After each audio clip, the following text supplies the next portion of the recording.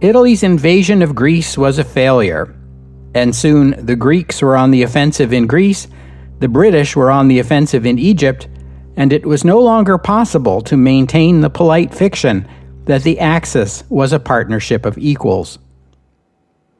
Welcome to the history of the 20th century.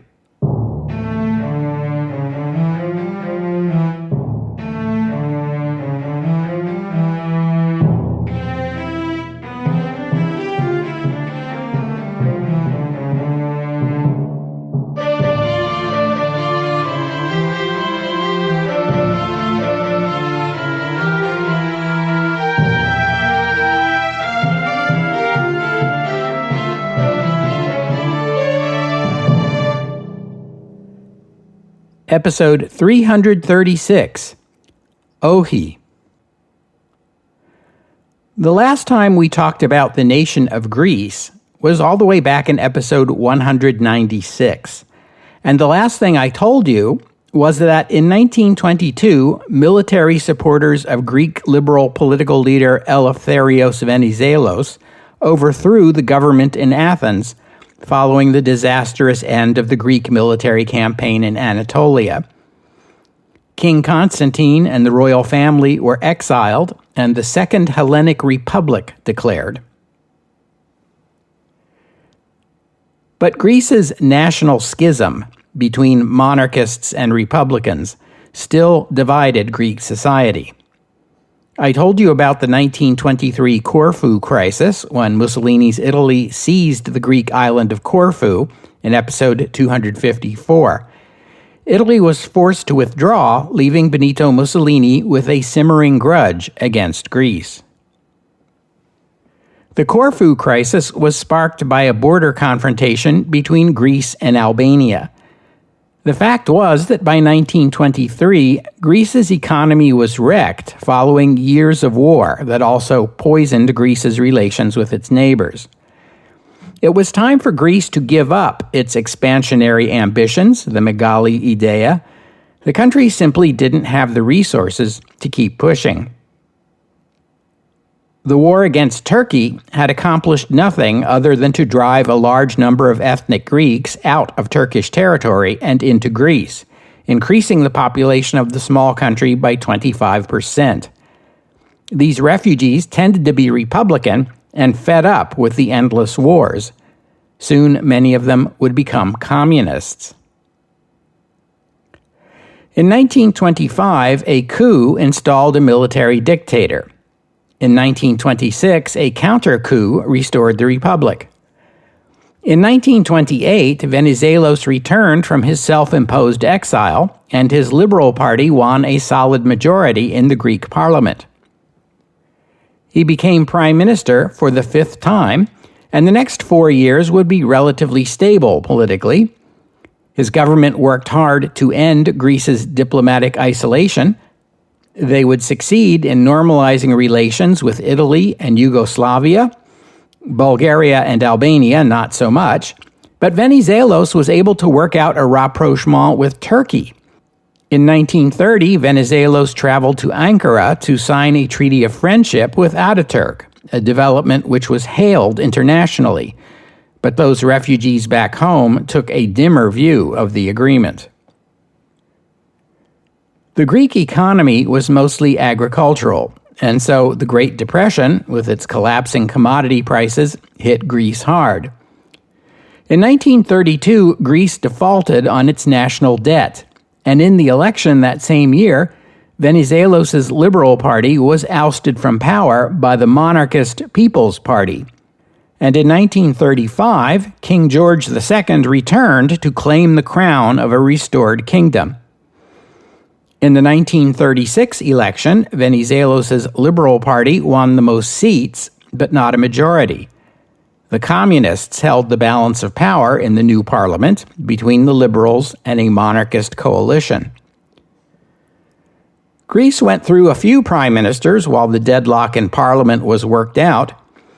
This was just the time when Comintern had decreed that communist parties in other countries should make anti-fascist political alliances with other parties of the left. Per the new policy, the Greek communists and the Liberal Party entered into negotiations. To the right-wing monarchist parties, though, the only thing worse than seeing the hated Republican liberals take power once again was to see them take power in coalition with communists. The king felt the same way and appointed military man Ioannis Metaxas prime minister. This triggered a wave of strikes and protests by leftists, and on August 4th, Metaxas declared a state of emergency. Strikes were banned, political parties outlawed, and Metaxas turned Greece into a totalitarian state. He looked to Mussolini's Italy for his model and introduced the Roman salute and other fascist symbols. He took the title Archegos, which means roughly the same thing as Führer or Duce or Caudillo.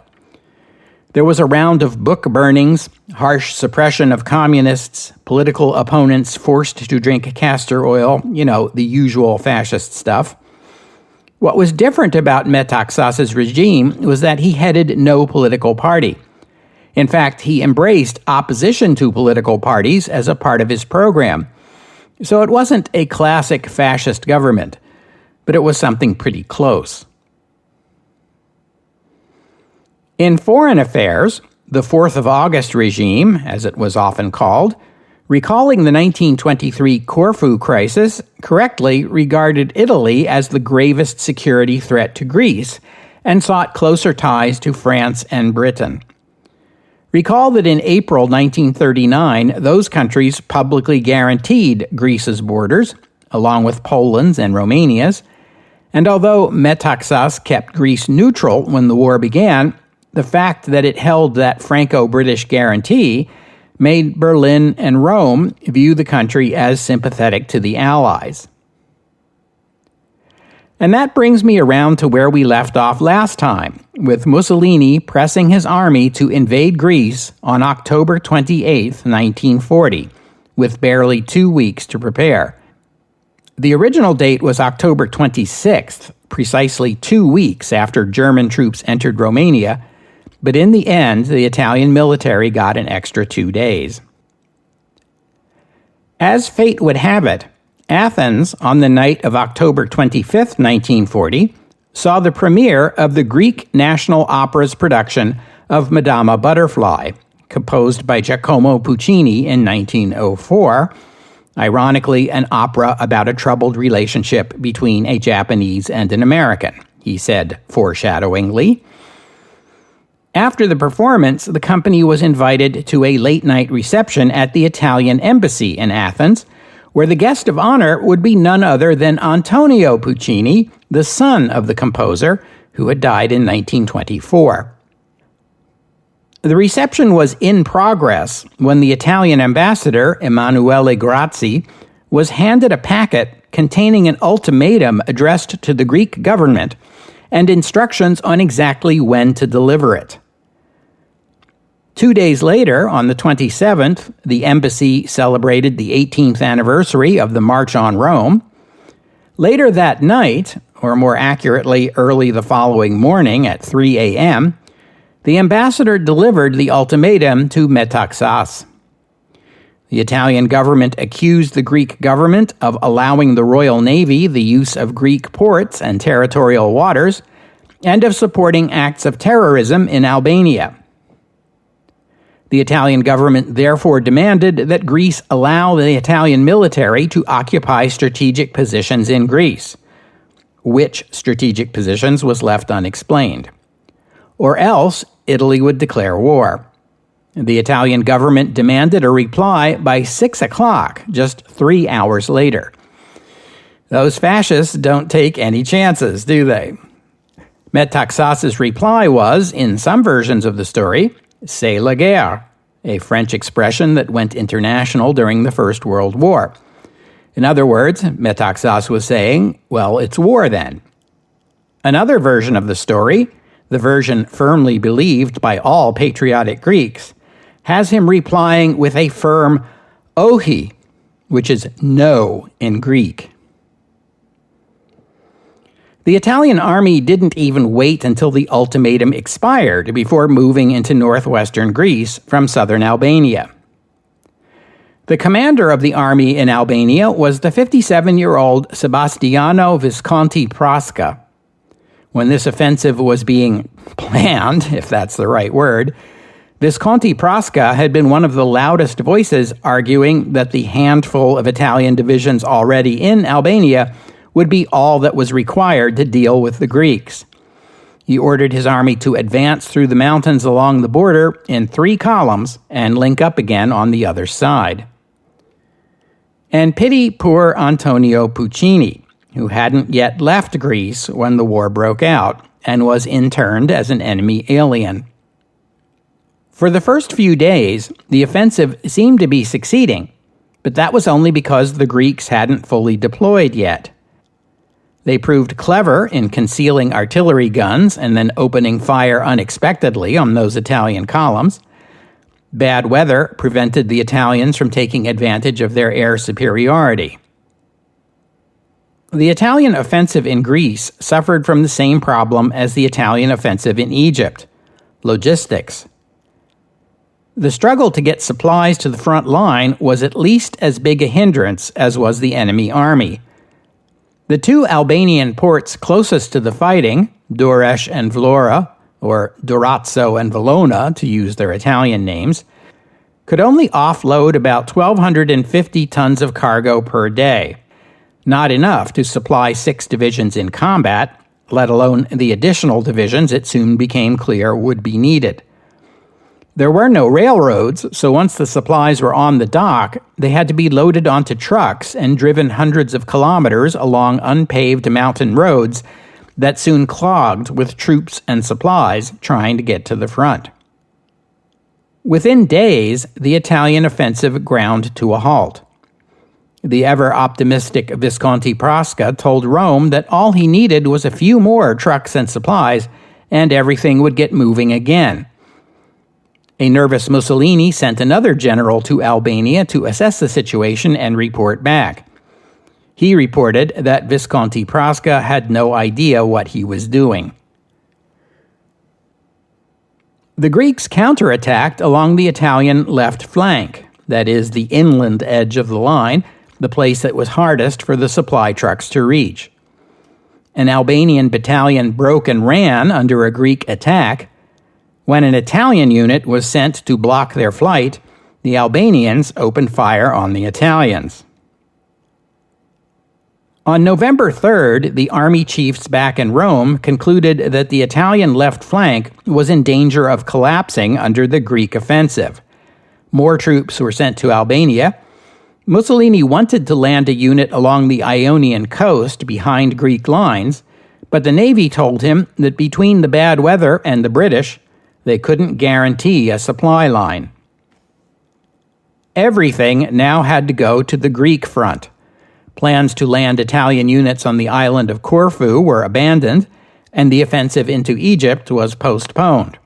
No doubt Marshal Graziani heaved a sigh of relief, but the bad news for him was he wouldn't be getting any new troops or equipment either. On November 7th, Mussolini ordered the army in Greece to halt the offensive until more troops and equipment arrived. On November 13th, Visconti Prasca was relieved of his command. Between those 2 events, the Italian military suffered another setback, this one from an unexpected direction.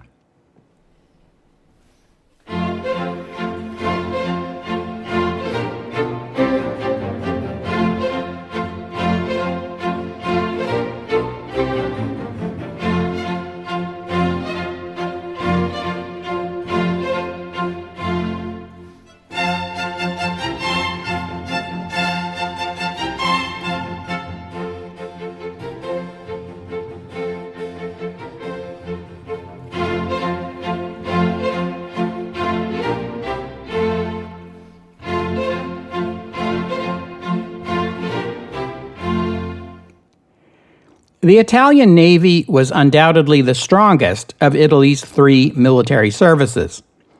The main battle fleet was based at the port of Taranto, and it included no less than 6 battleships. These were smaller than the battleships of the Royal Navy's Mediterranean Fleet, but there were more of them. Their commander was the 51-year-old Admiral Inigo Campioni. Campioni had wisely concluded that sailing out and challenging the Royal Navy's Mediterranean Fleet in one all-out battle would be unwise. He settled on a fleet and being strategy. As long as the Italian fleet at Taranto was ready for action, the British would have to move cautiously and wouldn't dare divide their fleet. In the 5 months since Italy declared war, the British attempted to harry Italian supply shipments to Libya, and the Italians attempted to harry British supply shipments to Malta. Both sides succeeded on some occasions, failed on others. On November 11th, the fleet received orders to prepare for a mission to bombard the Greek island of Crete. That night, the air raid sirens went off. It was a false alarm. An hour later, they went off again. This time, the danger was very real. 21 Fairley Swordfish torpedo bombers, launched from the British aircraft carrier Illustrious, attacked the Italian fleet in the harbor at Taranto. Let me take a minute to explain this. A torpedo bomber is a naval warfare aircraft that does what it sounds like. It carries a single torpedo, approaches an enemy warship from the side at low altitude, and drops the torpedo into the water.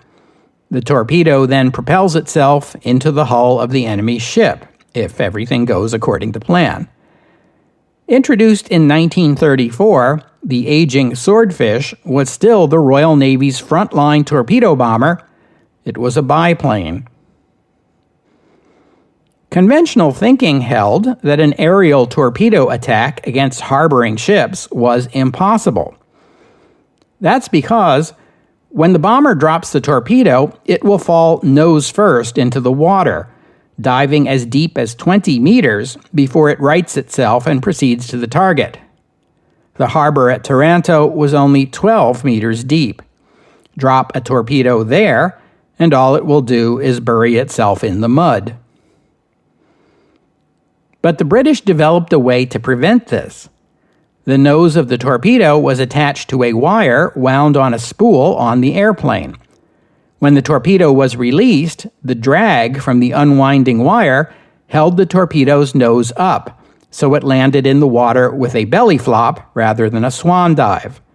The heavier impact absorbed more of the torpedo's momentum, and it didn't sink as far. This attack, codenamed Operation Judgment, was something of a crapshoot for the British. They expected to lose half their bombers. They could only hope the result would be worth the sacrifice. Operation Judgment succeeded beyond all expectations.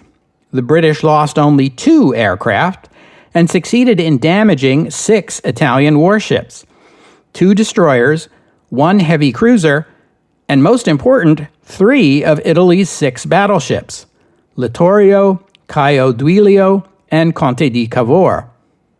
British torpedoes blew holes in the hulls of all 3 battleships. Their crews ran them aground to save them from sinking. Littorio and Caio Duilio would be repaired and returned to service in mid-1941. Conte di Cavour was more seriously damaged and was still undergoing repairs when Italy surrendered in 1943. The Italian defenders have to take a share of the blame for this embarrassing outcome. The Italian fleet was not adequately protected with torpedo nets, standard practice for warships in port, because torpedo netting was just one of the many military necessities the Italians were short of in 1940. And although the attack came at night, no one switched on the searchlights, which were controlled not by the Navy, but by a separate anti-aircraft command. Admiral Campioni indignantly pointed out afterward that his fleet's anti-aircraft defenses were useless against airplanes they could not see. The Royal Navy thought they had dealt the Italians a devastating blow. But even with only 3 operational battleships, the Italians were able to chase away a British supply convoy bound for Malta less than 2 weeks later. And naval supremacy in the central Mediterranean would remain up for grabs for at least 2 more years. Still, as Admiral Andrew Cunningham, commander of the Mediterranean Fleet, noted afterward, the attack offered an important lesson, that in 1940 it was no longer guns, but aircraft that represented a modern Navy's most powerful weapon and its most serious threat. The Battle of Taranto attracted the attention of the Japanese Assistant Naval Attaché in Berlin, who flew there shortly after the attack to investigate what had happened. A few months later, a delegation of Japanese naval officers visited the site and conferred with Italian naval leaders. If a mere 21 bombers could do this much damage to a fleet in harbor, imagine what 100 could do. The Japanese were certainly imagining it. On November 18th, Mussolini spoke before a gathering of regional fascist party leaders in Rome and painted them a picture of the war that was at complete odds with reality. In speaking of the disaster at Taranto, he boasted of the number of British planes shot down. Remember, the number was 2. As for Greece, well, the invasion of Greece was a regrettable necessity due to the seething hatred the Greeks felt for Italians. Why they resented Italy so was hard to fathom, but documents captured by the Germans during the fall of France proved conclusively that the Greeks were in league with the British and the French and posed a serious danger to Italy. The war against Greece wasn't going to be easy, owing to the rugged terrain. There would be no German-style blitzkrieg in these conditions, but Italy was determined to eliminate the Greek threat, no matter how long it might take. Never mind that a German-style blitzkrieg was exactly what he and his generals had planned for. That same day, Foreign Minister Ciano was in Berlin meeting with Adolf Hitler. Hitler chastised Ciano, telling him that the Italian attack on Greece had disrupted Germany's delicate diplomacy with Bulgaria, the Soviet Union, and France. Hitler pledged to send German army units to assist against Greece, but not before next spring, and reminded Ciano that the highest priority until then was denying the British access to the Mediterranean. That meant coaxing Spain into the war, as well as the Italian army in Egypt advancing at least as far as Mersa Matruh. From there, the Luftwaffe could bomb British bases in Egypt and drop mines into the Suez Canal, denying it to their mutual enemy. By this time, the Greeks had gone on the offensive and were pushing the Italians back into Albania. Mussolini and other fascist leaders began pinning the blame for the failure in Greece on Marshal Badoglio, who, you'll recall, had been the one high-ranking Italian soldier who had expressed doubts about the operation. After he was publicly attacked in fascist newspapers, Badoglio submitted his resignation. Mussolini ordered a remobilization of Italian army units that had demobilized, but they would not be ready until spring. In the meantime, Italian operations in Egypt and Albania were draining the army's scant reserves of supplies and equipment. Units based in Italy were stripped of weapons and equipment, even their uniforms, to supply the soldiers abroad. The Greek front now lay 50 kilometers inside Albanian territory.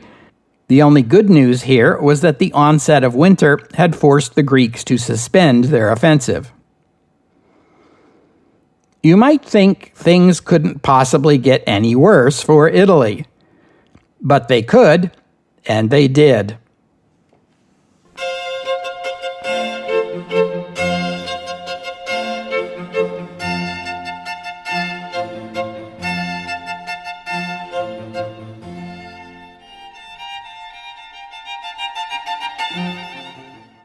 In Egypt, Rodolfo Graziani was doing what he always did, sending messages to Rome detailing all the additional supplies and equipment his army would need before a renewed offensive farther into Egypt could be possible.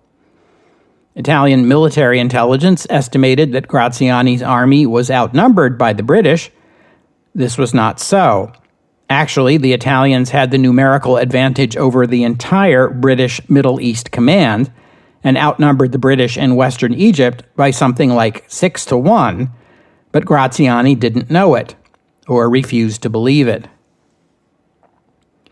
The Middle East Command was led by General Archibald Wavell, who was building up supply stores in Mersa Matruh for an attack intended to drive the Italians out of their fortified position at Sidi Barrani.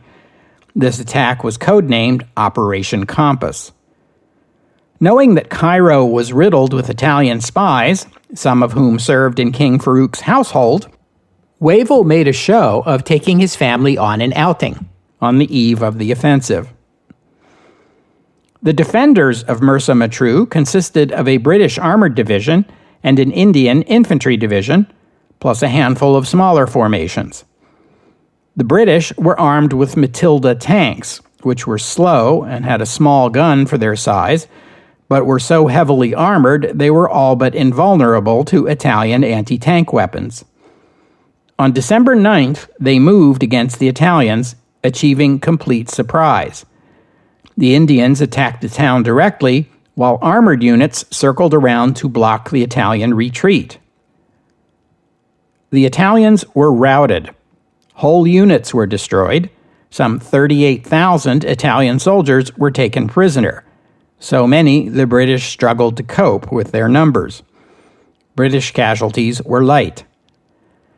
Now the Western Desert Force would have to wait because their Indian division was being transferred to the Ethiopian front to be replaced by an Australian division.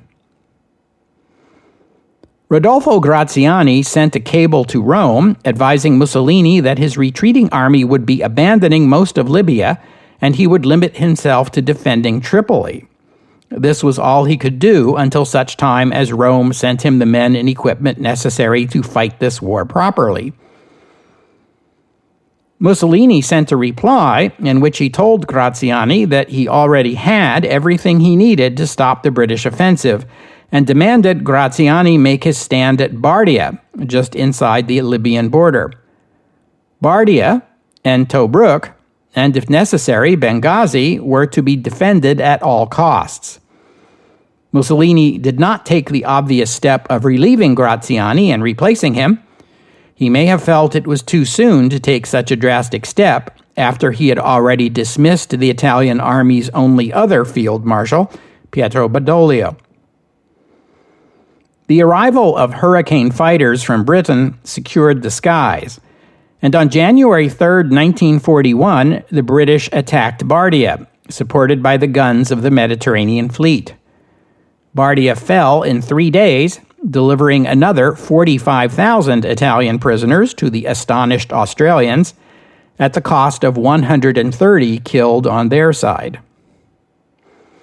Meanwhile, the British Armored Division sped ahead in the hope of encircling and cutting off Tobruk, the most important port in the region. By January 7th, British armor had surrounded Tobruk, which was defended by no more than 22,000 Italians. Graziani warned the Italian commander on the scene that he could not expect reinforcements or relief.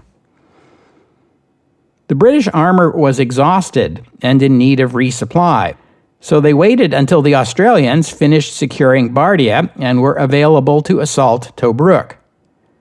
In the wee hours of January 21st, Royal Navy gunboats opened fire on Tobruk.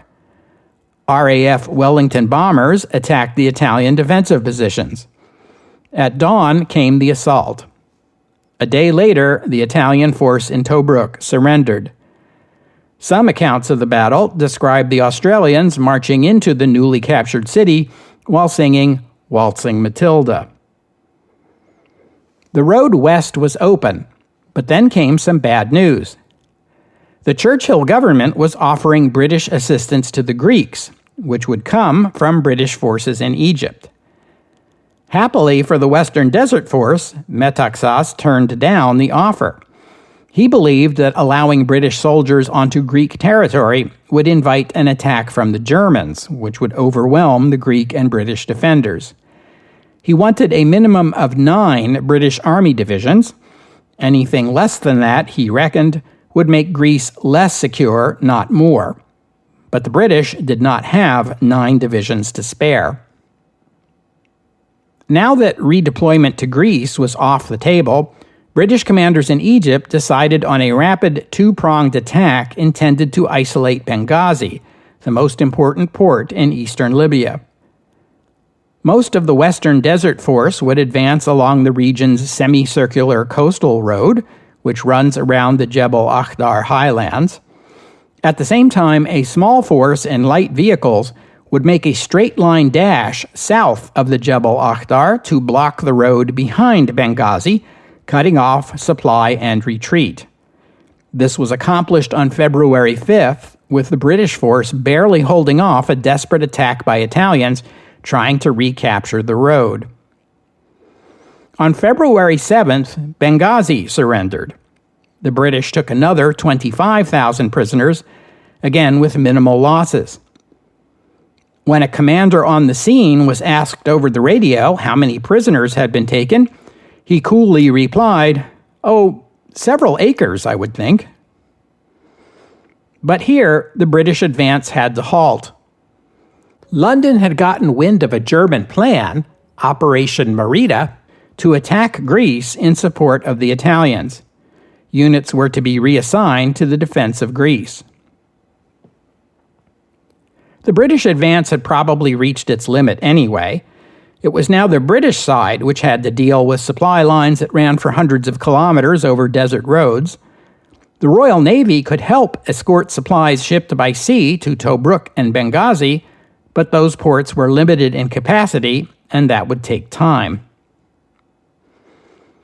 The great irony here is that Mussolini ordered the attack on Greece in order to demonstrate to Adolf Hitler that Italy had its own war goals and the means to achieve them. What he actually demonstrated was that his mouth was writing checks the Italian military couldn't cash. I said earlier that the Second World War might be thought of as 5 separate conflicts that merged into one global war. This moment marks the conclusion of one of those conflicts. The separate Italian war for Mediterranean hegemony has ended in an embarrassing failure. From now on, Italy and Germany are fighting the same war. The Italian military's new chief of staff, the 60-year-old General Ugo Cavallero, felt the same way. Cavallero told Mussolini and the military command that the concept of Germany and Italy fighting separate parallel wars was a luxury Italy could no longer afford. Italy and Germany had to pool their resources and plan their military moves jointly. The German military believed the same thing, although they were naturally disappointed in Italy's performance in battle. Italy must now work with Germany, although the Italians should not expect to be treated as an equal partner, not after their failures in Greece and Libya. Adolf Hitler complained that the Italians behaved like children. They asked for arms and supplies, but refused offers of German military units because they were unwilling to share their victories. On January 20th, 1941, as Tobruk was falling, Benito Mussolini and Galeazzo Ciano took the train to Salzburg to eat a heaping platter of crow. Hitler was still focused on trying to persuade Franco to enter the war, but something had to be done about the Italians. He was initially reluctant to send German troops to Albania, out of fear it would provoke a British response, but agreed Albania must not be allowed to fall. He offered the Italians a German mountain division to help hold the line until March, when Germany would be ready to execute Operation Marita. As for Libya, Hitler believed that what the Italians needed was not so much armored units as anti-tank units capable of resisting British armor. but he agreed to send a German light division to Naples to be transported to Libya and assist in its defense. Luftwaffe squadrons would be sent to Sicily and southern Italy to defend against Royal Navy incursions into Italian waters. These would help maintain the balance until 2 of Italy's battleships returned to the seas next summer. 2 weeks later, following the fall of Tobruk and the continued British advance, Hitler decided to send a panzer division to Libya along with some supporting formations and a general officer who would take command of a new corps that would lead both German and Italian units on the North African front. This new corps would be designated Deutsches Afrika Korps, or DAK, in English, the German Africa Corps. Hitler chose Erwin Rommel to command the new corps. He had been impressed by Rommel's leadership during the offensive against France. By mid-February, Rommel would be in Tripoli. He rejected the Italian plan to withdraw all the way to Tripoli and ordered a new defensive line at the town of Sirte, which lies about halfway between Benghazi and Tripoli. But alas, we have to stop there for today. I thank you for listening, and I'd especially like to thank Richard and George for their kind donations, and thank you to Valencia for becoming a patron of the podcast. Donors and patrons like Richard and George and Valencia help cover the costs of making this show, which in turn keeps the podcast available free for everyone. So my thanks to them and to all of you who have pitched in and helped out. If you'd like to become a patron or make a donation, you are most welcome. Visit the website historyofthe20thcentury.com and click on the PayPal or Patreon buttons. The podcast website also contains notes about the music used on the podcast. Sometimes it's my own work and sometimes it's licensed, but many times the music you hear here is free and downloadable. If you hear a piece of music on the podcast and you would like to know more about it, including the composer, the performers, and a link to where you can download it, that would be the place to go. While you're there, you can leave a comment and let me know what you thought about today's show. I'm pleased to be able to tell you that a short story of mine appears in the just-released fantasy anthology Artifice and Craft. It's a collection of stories about magical artifacts, and it is available as an ebook or a paperback at Amazon, Barnes & Noble, and Kobo. And I hope you'll join me next week here on the History of the 20th Century as we turn away from the front lines in Africa and Greece for a while to spend some time on the technological side of the war. When the war began, the British were researching several technologies that promised to revolutionize warfare: radar, sonar, and potentially an atomic bomb, just to name 3 of them. But suddenly Britain found itself alone in the war and pummeled by the Luftwaffe. British factories were churning out equipment for the Army, Navy, and Air Force as fast as they could, but there was no room for these newfangled technologies. What was the solution? The Tizard Commission, next week, here on the History of the 20th Century. Oh, and one more thing. I can't finish today's episode without taking note of the death of Neville Chamberlain. In July 1940, just 2 months after he resigned as Prime Minister, Chamberlain sought medical treatment for intense abdominal pain, which was determined to be colorectal cancer, too far advanced for any treatment known in 1940. In September, he resigned from the cabinet. He passed away on November 9, 1940, at the age of 71. And for a final assessment of the man, I will defer to Mr. Churchill. It fell to Neville Chamberlain, in one of the supreme crises of the world, to be contradicted by events, to be disappointed in his hopes, to be deceived and cheated by a wicked man. But what were these hopes in which he was disappointed? What were these wishes in which he was frustrated? What was that faith that was abused? They were surely among the most noble and benevolent instincts of the human heart, the love of peace, the toil for peace, the strife for peace, the pursuit of peace even at great peril, and certainly to the utter disdain of popularity or clamor. Whatever else history may or may not say about these terrible, tremendous years, we can be sure that Neville Chamberlain acted with perfect sincerity, according to his lights, and strove to the utmost of his capacity and authority, which were powerful, to save the world from the awful, devastating struggle in which we are now engaged. This alone will stand him in good stead, as far as what is called the verdict of history is concerned. Herr Hitler protests with frantic words and gestures that he has only desired peace. What do these ravings and outpourings count before the silence of Neville Chamberlain's tomb?